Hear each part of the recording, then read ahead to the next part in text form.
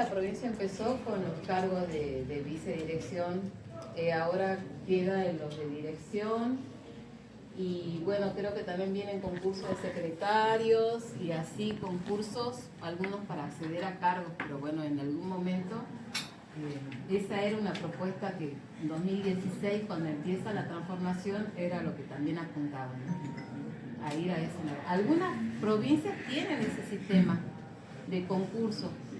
Por ejemplo, para los cargos de superior no es con voto de elección de los estudiantes, como lo hacemos acá en el IES o en la universidad, sino más bien son concursos de propuestas, de gestión.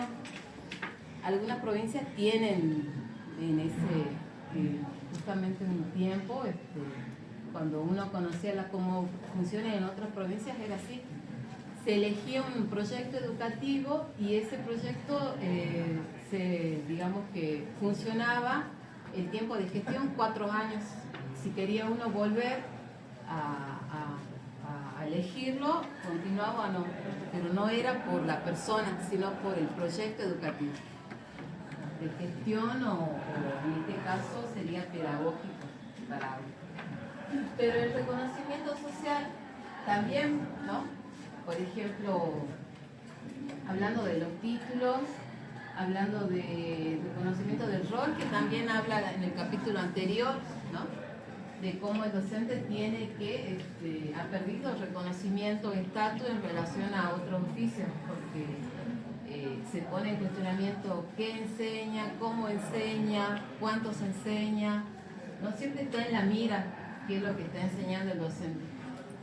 Por ejemplo, en un tiempo, ¿se acuerdan que se hablaba de la transmisión ideológica política en las aulas, sobre todo en Buenos Aires, después, siempre que es año eleccionario o cuando hay un movimiento así político, siempre se pone en duda, porque justamente las aulas y las escuelas, tanto secundarias, sobre todo en los últimos ciclos, como acá en superior, se cuestionaba el rol docente. Y había, me acuerdo, denuncias o expresiones sobre la transmisión ideológica que hacían algunos docentes o no, y también había ahí unos intereses, ¿no? Contrapuestos, pero bueno, siempre está en duda, o sea, siempre el docente tiene que estar justificando, probando, demostrando su formación, su pertinencia, su sapiencia, su experiencia o el dominio del saber frente a otros. ¿Qué otros temas podemos tomar acá?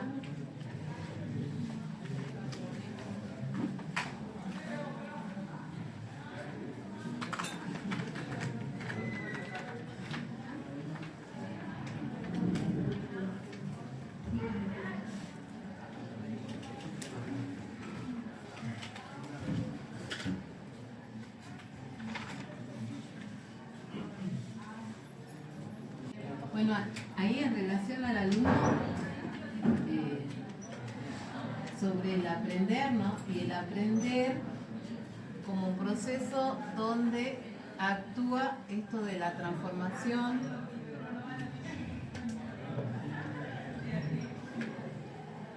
Nosotros diríamos educación, ¿no?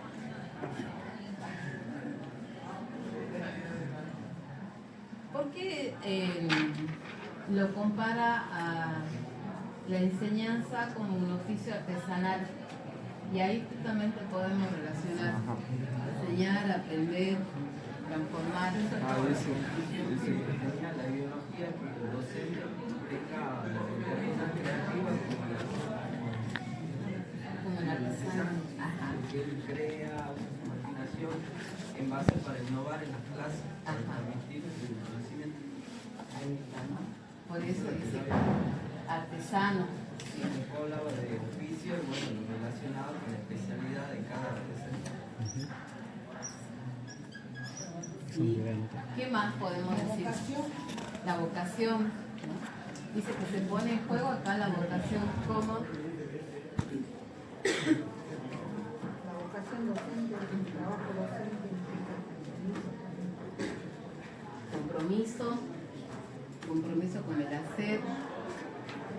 Profe, Sí, al inicio también dice que la enseñanza se le puede caracterizar como una artesanía, entendida como la habilidad de hacer algo bien. Hacer algo y ese algo hacerlo bien. Hacer algo porque en realidad la enseñanza es un hacer. Esto es práctica. La enseñanza, si bien aunque en este capítulo no encontramos la noción de práctica, pero entender la enseñanza como artesanía también es entenderla como un hacer práctico. Entonces, y en todos los sentidos, por ejemplo, hacer algo y hacerlo bien. ¿Cuántas veces hablamos de la buena enseñanza? ¿Sí? ¿Cuándo decimos que una enseñanza es buena? Cuando se aprende. Cuando perdura, ¿qué cosa? ¿Pero qué tiene que perdurar? ¿La enseñanza o el aprendizaje? El aprendizaje.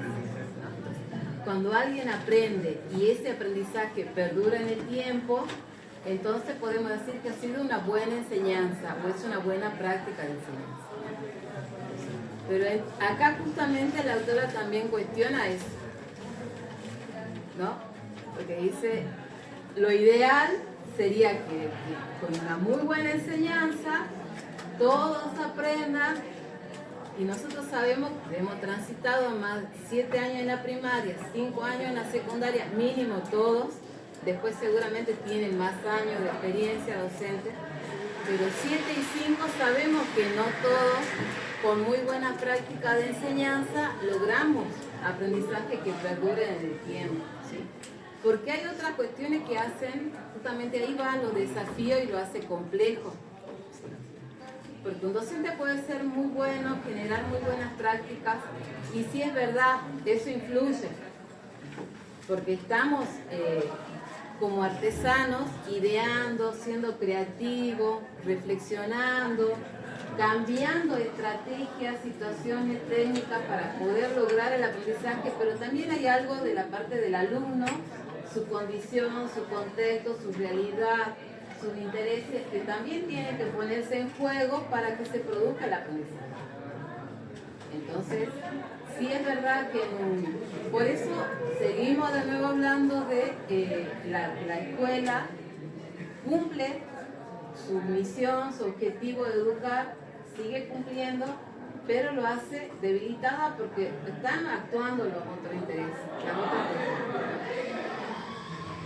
Entonces, la enseñanza como artesano tiene que ver con eso. Pensar primero en el docente y en el hacer del docente. En el hacer dice que es también cuando alguien es o trabaja con el hacer.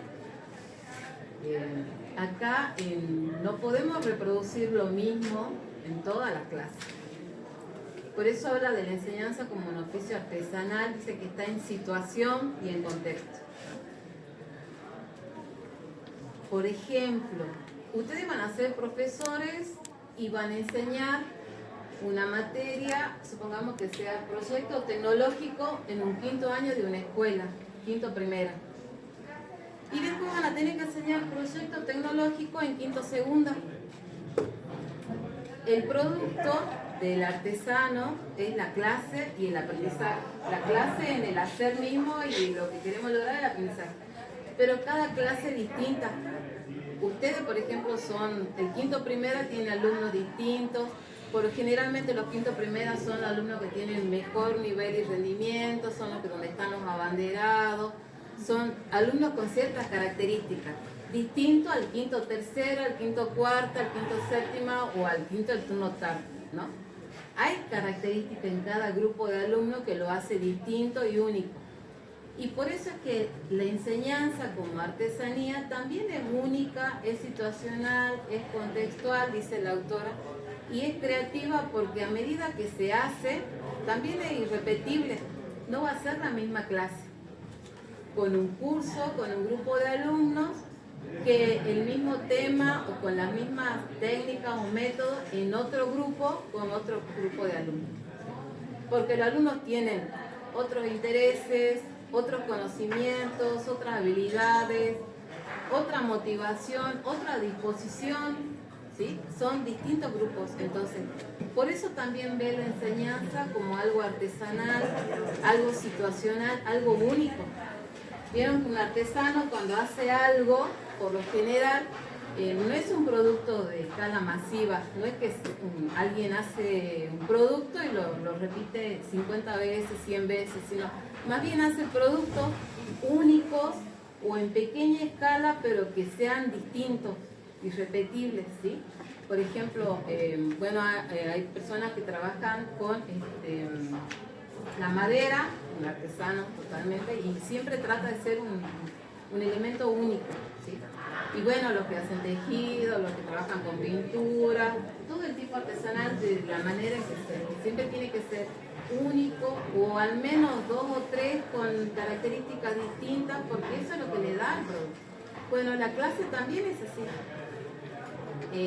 No es la intención que sea cada clase distinta, pero la clase por las características se da única e irrepetible, ¿no? Por ejemplo, si yo quiero dar esta clase a la noche, en otra clase de práctica 1 con el mismo texto, no va a ser la misma respuesta. Son otro grupo de alumnos, tal vez el grupo ya vino con toda la lectura avanzada y están ávidos por participar y dan más ideas, o se puede plantear otra estrategia distinta, ¿verdad? O sea, cada situación, cada anexo, cada experiencia es única, sobre todo pensando en la enseñanza de la artesanía. Y como trabajo artesanal, acá también se habla del método, ¿no? Y en la enseñanza también se utilizan métodos. Un artesano utiliza una habilidad manual, ¿no? Los que tejen, los que saben pintar, los que trabajan con madera, tienen una forma tal vez particular, única o más práctica para poder utilizar un instrumento. En este caso el docente también es artesano, tomando a la autora, porque también utilizamos métodos y técnicas. Si bien ella cuando empieza hablando de la metodología y la técnica, un poco la aleja del enfoque técnico, tecnocrático, ¿no? ¿Qué dice de pensar la enseñanza como un enfoque meramente técnico? Porque no es una práctica centrada en el método o en la técnica.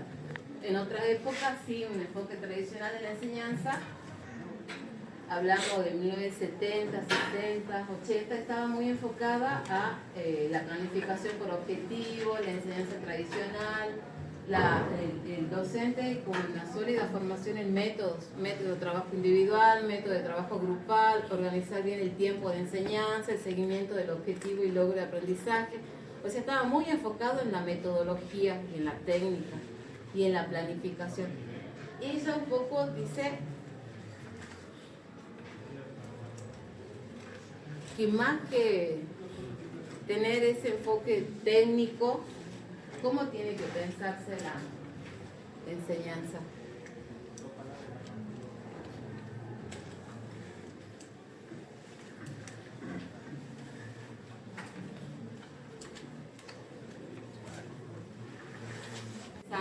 ¿Sí? Para todo artesano es importante el método y la técnica, y para la enseñanza también, porque yo ahora mismo estoy utilizando un método. La indagación, la pregunta, el diálogo, la explicación, trato de que haya participación, ¿sí?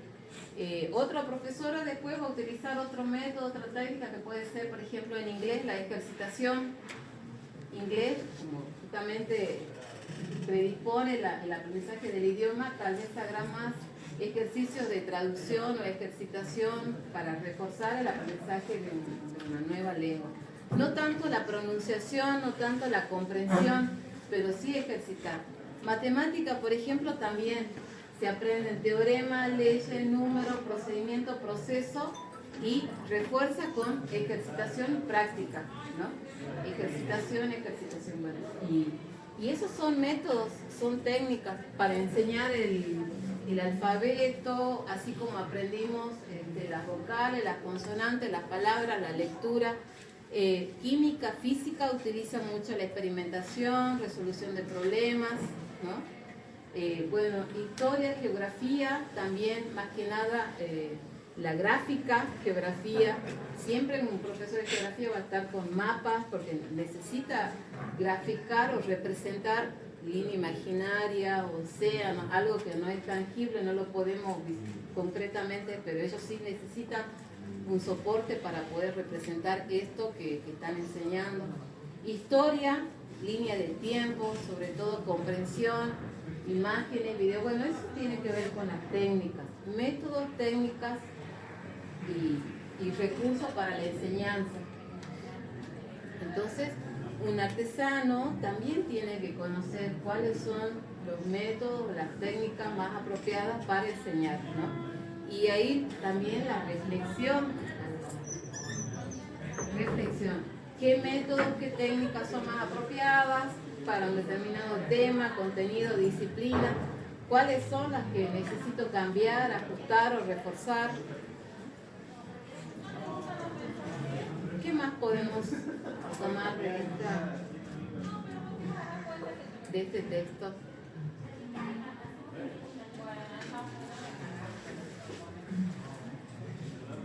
Como experiencia humana. Sí. ¿Cómo como experiencia humana? Y no mecánica. Sin embargo, el docente, el pedagogo o el artesano de la enseñanza debe experimentar como milagrosa modificación de identidad con productos de su accionar. Y su accionar. Más que técnica y método, sino la experiencia, la relación,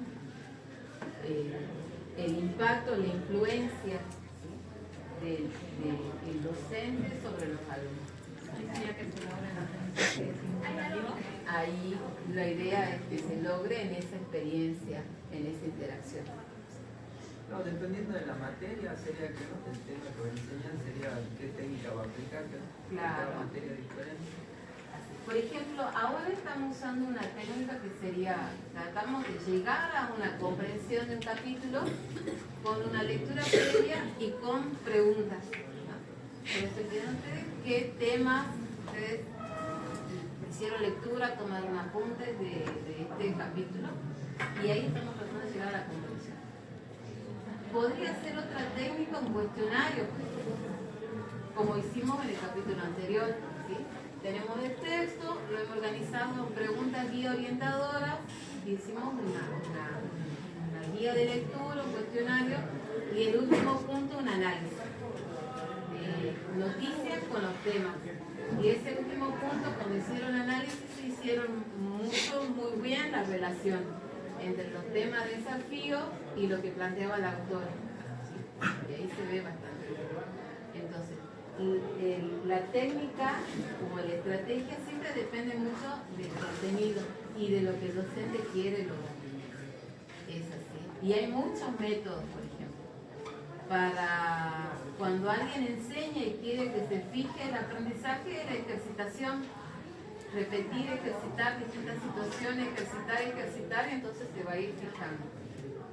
Bueno, creo que ustedes están aplicando en inglés con los verbos, conjugación de los verbos, bueno, ejercitación, o la traducción de pequeñas oraciones simples, más complejas, lograr la comprensión también se ve ahí.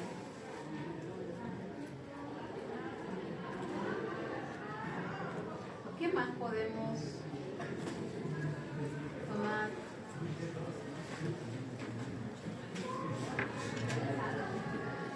A ver, tenemos justo. El valor de la experiencia. Ajá. Se aprende a enseñar también con la práctica cotidiana, digamos. Ahí hace referencia al artesano, porque el artesano mejora con la práctica. Así es. No es solo estudiar teoría, sino que el docente aprende con la práctica cotidiana. A medida que uno va haciendo su propia... Y acá no tiene que ver la cantidad de años, ¿no?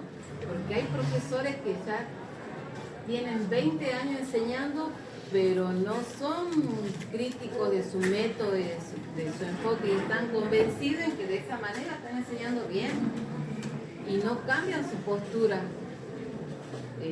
Y en cambio acá lo que propone desde el enfoque reflexivo, que el docente pueda cambiar su propia, repensar su propia práctica y cambiar. Y eso lo puede hacer un docente que se inicia o en la misma práctica. Cuando ustedes hagan prácticas en tercer año, ahí mismo van a poder en su propia práctica decir, bueno, estos primeros ensayos de clase, cómo lo voy a cambiar, qué tengo que mejorar, qué tendría que incluir en mis clases para trabajar con mis alumnos, desde las primeras experiencias de práctica. Y bueno, lo mismo le pasa al artesano, ¿no? Cuando alguien está empezando, por ejemplo, a aprender a hacer algo con las manos, por ejemplo, un tejido, ¿alguien sabe tejer? Sí, ¿no? Bueno, vieron que se va mejorando la técnica con la experiencia. ¿Ve? Y cómo nos damos cuenta cuando ajustar o no al momento, cómo vamos viendo que sale el producto en el tejido. Empiezan a tejer y uno empieza hasta aprende a poner la disposición de los brazos, la tensión de la espalda.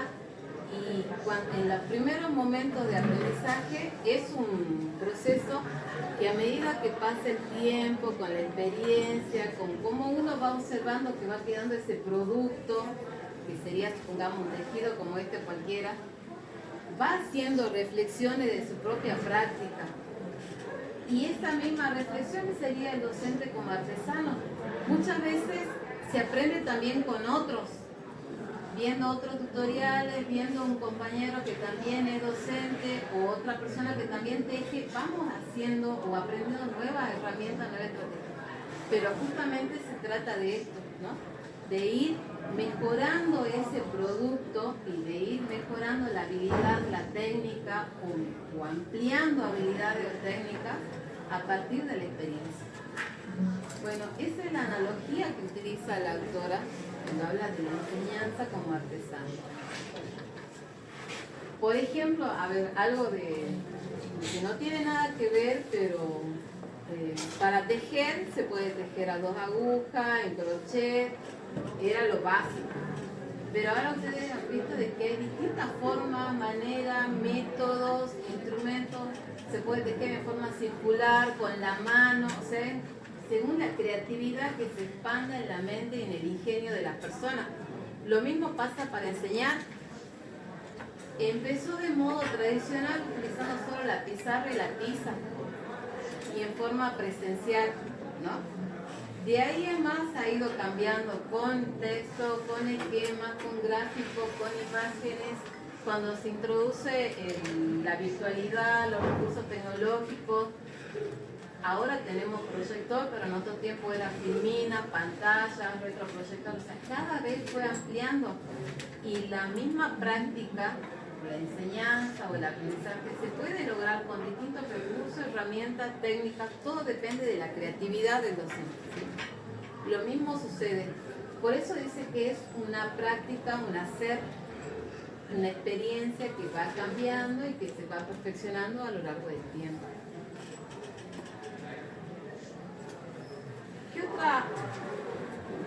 ¿Qué otro tema podríamos relacionarlo con lo que habla el autor? Y sobre las evaluaciones, también hay en una parte del capítulo habla de las evaluaciones o los exámenes estandarizados. ¿Qué pasa con esas evaluaciones? Por ejemplo, nosotros tenemos evaluaciones a aprender, o las evaluaciones, ¿no? Y son exámenes estandarizados.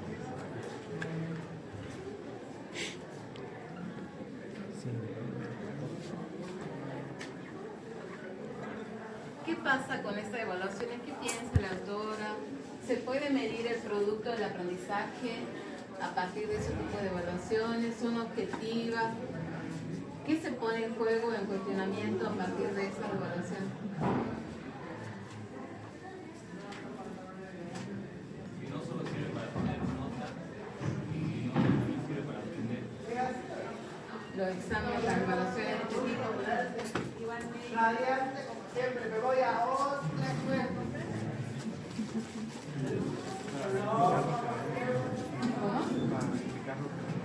Bueno, lo que buscan es eso, verificar un aprendizaje. Buscan verificar, calificar. ¿Cómo está aprendiendo también? ¿Cómo está aprendiendo? Saber cómo se aprende. Valoran el resultado final del proceso de aprendizaje.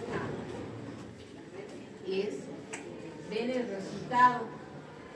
¿Qué sería la importancia de la obra realizada? ¿Cómo? La importancia de la obra realizada. Claro. Ahí la doctora atención. Vemos acá resultados. Bien. Y si ese resultado, ¿se acuerdan que hablábamos cómo son los resultados de lengua y matemática? Hay un resultado.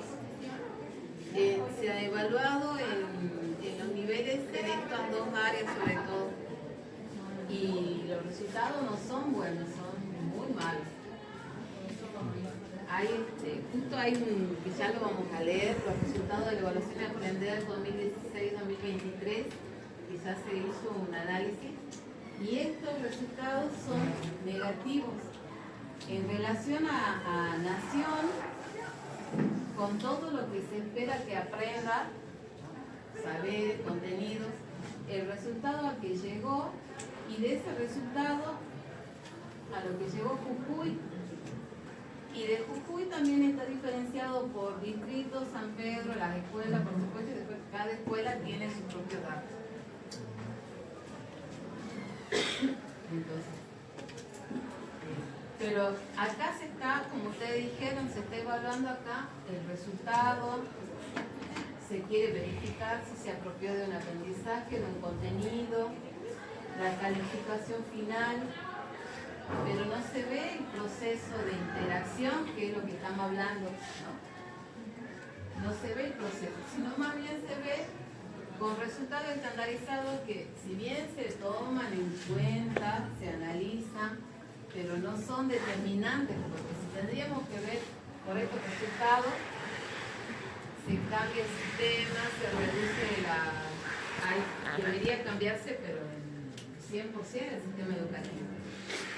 Porque la cantidad de la inversión que se está haciendo no se está observando los resultados esperados. Sobre todo pensando 2016 a 2023. 2016, acción por plataformas nacionales del Info de todo lo que es la nueva pedagogía, métodos, técnicas y estrategias de uso de las TIC. Entonces, todo esto evalúa Ministerio de Educación, el nivel de recursos a las escuelas. Por eso es que también se cambian los enfoques por ejemplo, de inclusión de las TICs. En un momento se entregaba computadora a cada alumno. Después la provincia dijo, no se va a entregar en forma individual. Van a quedar las computadoras al alumno. Entonces, eso también es un cambio de enfoque porque analizan los resultados. Hay mucho para tener en cuenta, pero bueno, también la autora habla de estos resultados, de estos tipos de exámenes donde se ven solo cuáles son algunos obstáculos para el aprendizaje que no se evalúan en esas evaluaciones, que no se consideran al momento de medirlas. ¿Ah?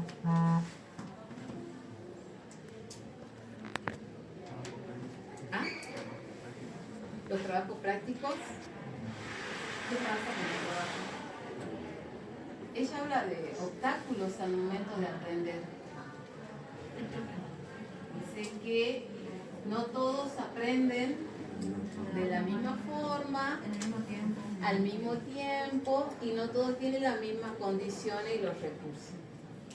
Entonces, no se puede evaluar, si bien se evalúa, pero no se debería evaluar de la misma manera y con el mismo instrumento a toda una población de alumnos. Porque cada uno, individualmente aquí y también según las regiones, también si somos del interior y de capital, si una escuela privada o rural, si una escuela todo eso también incide en el momento de aprender y de lo que se logra enseñar y de lo que se logra apropiar el alumno.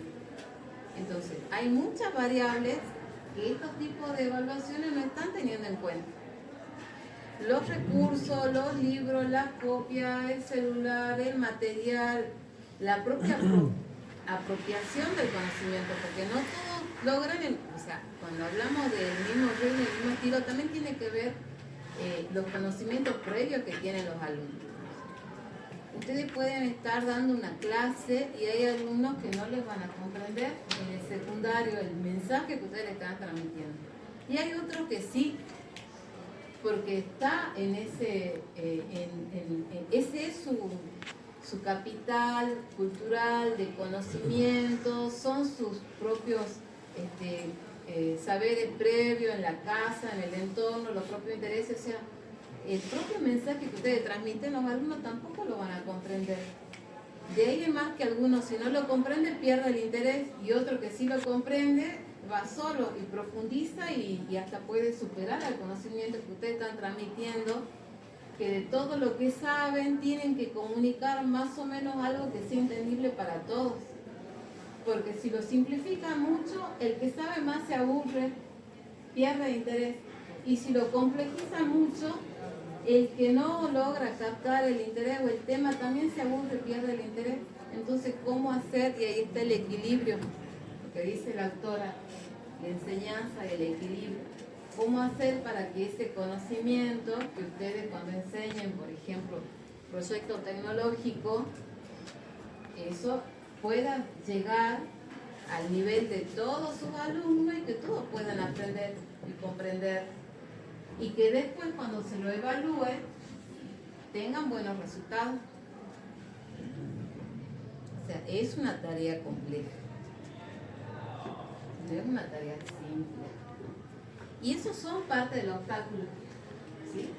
Son todos los obstáculos que tienen que ver con el alumno, con la escuela, con el contexto, que acá no se miden, no se consideran, ¿sí? Pero sin embargo se lo evalúa en forma general. ¿Qué otro tema podemos tomar?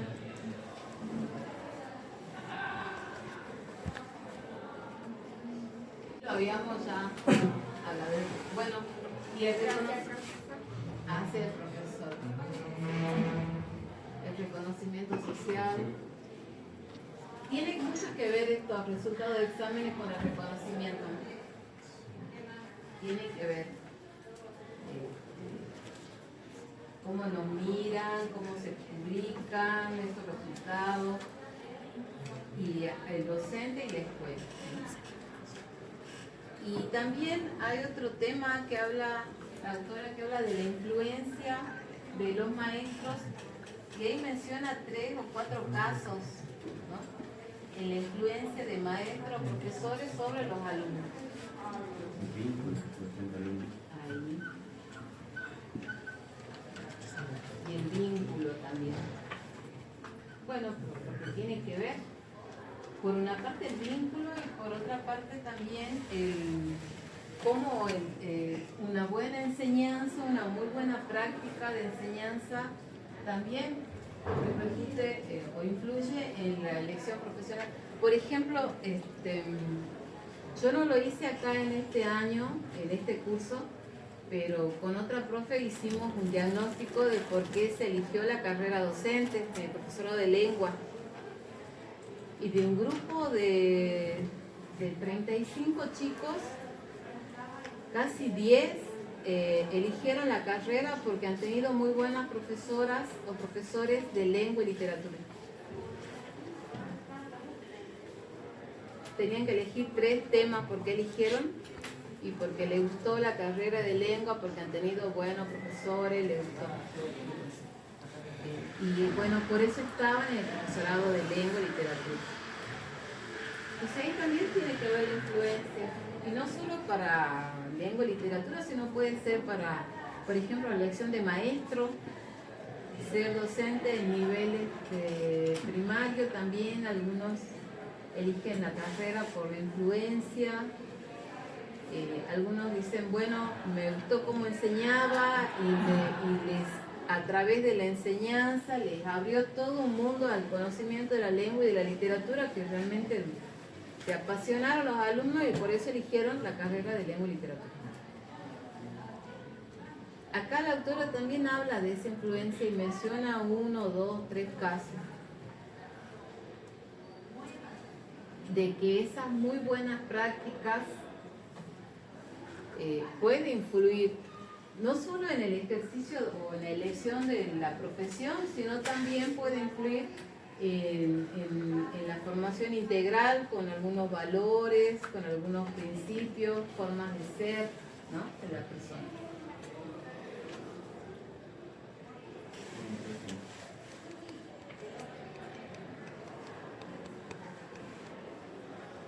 ¿Qué más podemos tomar de este capítulo?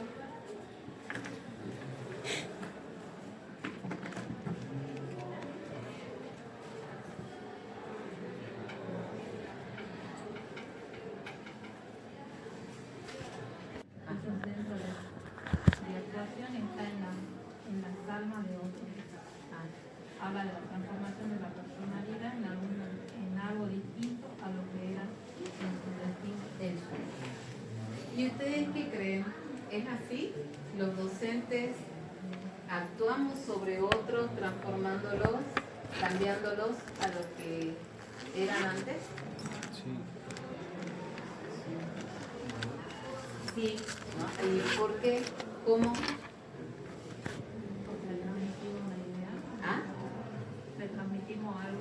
Ahí, bueno, la palabra transmisión dice, por ahí cuando la autora pone, podría ser transmitir, que sí es verdad, Los nombres emancipadores ahí como sí es verdad, el proceso educativo es un proceso comunicacional y de transmisión de conocimiento. ¿Sí? Comunicacional porque si lo analizamos dentro del enfoque comunicativo, emisor, ¿no?, receptor, el mensaje que sería el conocimiento y un canal. Pero eso sería mirarlo desde un enfoque comunicativo y entonces dentro de ese enfoque sí transmitimos un conocimiento. Somos transmisores y lo hacemos por supuesto a través de la palabra, a través de los recursos orales. Pero también otros nuevos enfoques más amplios hablan de, por ejemplo, la aprehensión o la construcción del conocimiento. O sea, no es solo un mensaje que yo transmito directamente y ustedes lo reciben acríticamente y después lo reproducen, sino que hay una construcción, hay un análisis, hay una comprensión, ustedes mismos están resignificando, pensando, dudando de esto, analizando con la propia experiencia, hasta lo ponen en duda, ¿no? Si están de acuerdo o no. Por eso habla de una construcción. Muchas veces aprender algo nuevo implica tomar distancia de lo que ya sabemos. Decíamos, bueno, yo creía que esto era de una forma y ahora con esto pongo en duda lo que yo tenía certeza de que era así y lo amplío tal vez la manera de ver. Y emancipador justamente porque acá de la emancipación, y esto ustedes van a ver en pedagogía, hay una teoría pedagógica, una de las nuevas escuelas críticas que habla del docente como emancipador. El docente como aquel que a través de su educación, de la formación, de todo lo que puede transmitir, hace que el alumno amplíe su forma de ver el mundo y tome sus propias posturas, su propia decisión y su propio enfoque, ¿no? Que no sea, digamos, algo que recibe y que no cuestione eso, sino que tenga un punto de vista alternativo y hasta el propio punto de vista de qué es lo que le parecería mejor elegir. Bueno, como transmisor, como constructor de conocimiento, como emancipador, ¿no? Emancipador en el momento de tener que decir, bueno, a ver cuál es su punto de vista. Cuando se le pide el punto de vista al alumno, o cuando ustedes le van a preguntar a los alumnos, a ver, ¿y qué te pareció? ¿Cuál es la mejor forma de hacer este proyecto? Ahí estamos dándole el poder al alumno para que él desde su punto de vista diga.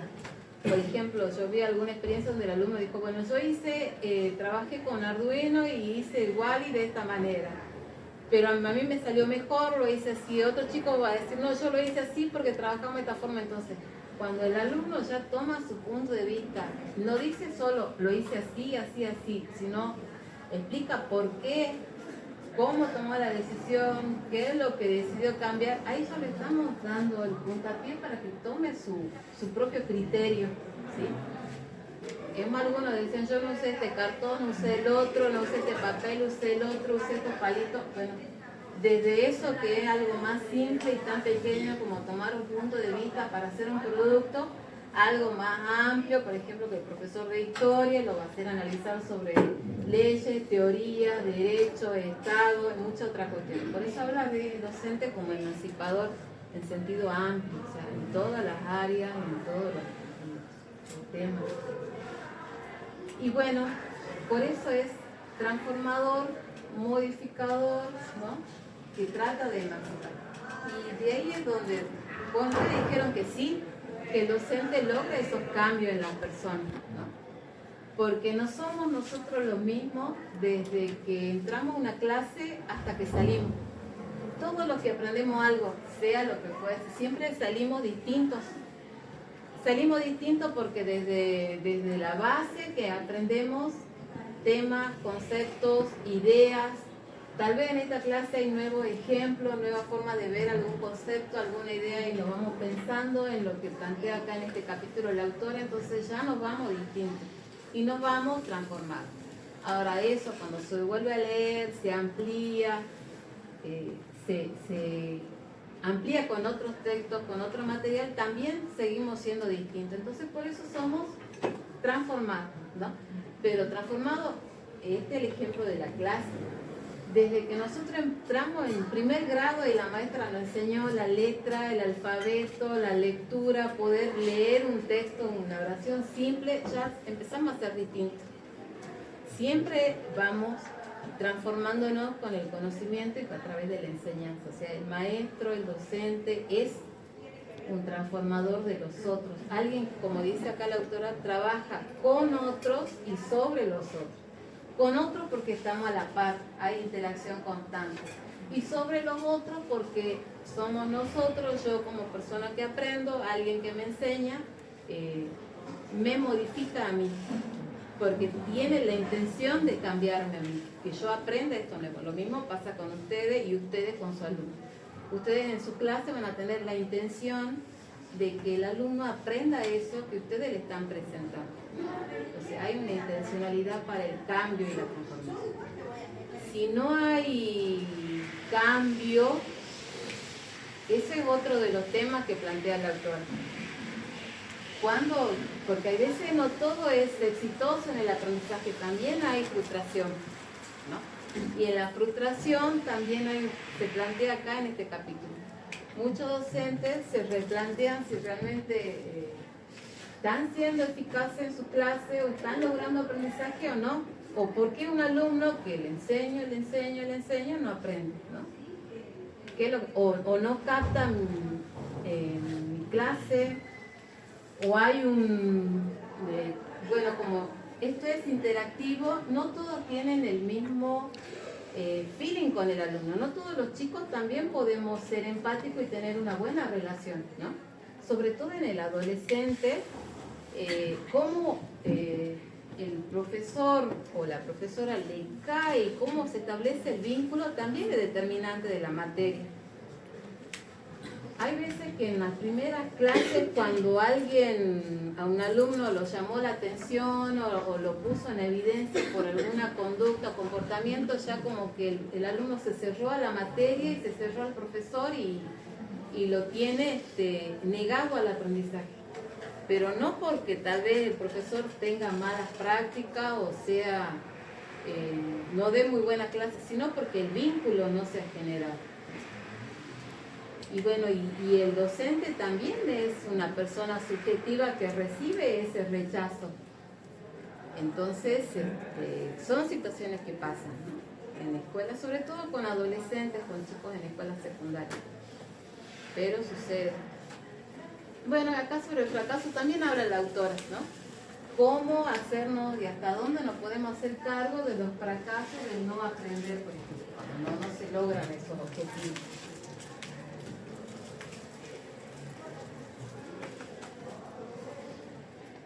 ¿Y qué más podemos? ¿Alguna última idea, algo que quede de este capítulo?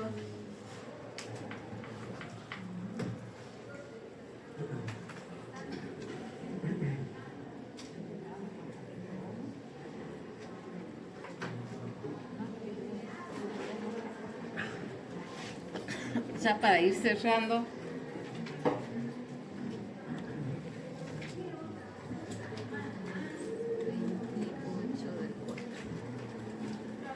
Sí. Yo veía mucho también cómo los docentes les cuesta mucho que los alumnos aprendan porque tienen poca tolerancia a la frustración.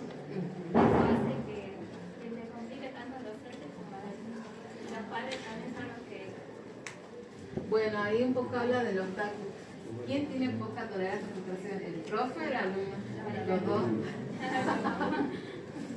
Claro, porque si no... Porque a veces no le quieren explicar dos veces. Ah, y el bueno. alumno que se frustra y es una controversia. Es eso del explicar 2 o 3 veces, ustedes no sean de los profes que explican una sola vez nada más, ¿no? Ustedes tienen que explicar, porque es verdad, los alumnos dicen en la escuela, no, el profesor explica una sola vez y dijo de que no le prestamos atención y ya no lo va a explicar 2 veces, ¿no? Sí pasa, pero bueno. Y más cuando ya son grandes, ¿Los profes? Hay profes que sí quieren, pero los alumnos se frustran rápido y nada quieren. Es que muchas veces esa acción del profe la utiliza para controlar la indisciplina en el curso. El profesor que por ahí se impone con la autoridad diciendo explico una sola vez y el que no atendió fue. Bueno, utiliza ese recurso para controlar la indisciplina o para tratar de poner orden o poner autoridad. Por ahí, cuando los alumnos hablan, y eso después, si se mantiene, en algún momento sale a dirección y se va a observar la clase del profesor, o se habla al profesor por otro lado y se le dice, profe, está pasando esto. Son por ahí estrategias tácticas de los profes de controlar algo que no están pudiendo controlar, ¿no? Y sin embargo el profesor, si no puede controlar la disciplina, tiene que utilizar otras herramientas, no imponerse por la autoridad o por el miedo o por esta cuestión. Porque nosotros estamos para enseñar y no ustedes mismos están aprendiendo ahora en psicología y los profes que están en clase ya lo saben, que el alumno no aprende al mismo ritmo, no aprende con una única explicación y no todos captan el mensaje que le interesa en el mismo momento. O sea, eso lo sabe el profesor que está enseñando y lo saben ustedes que están aprendiendo.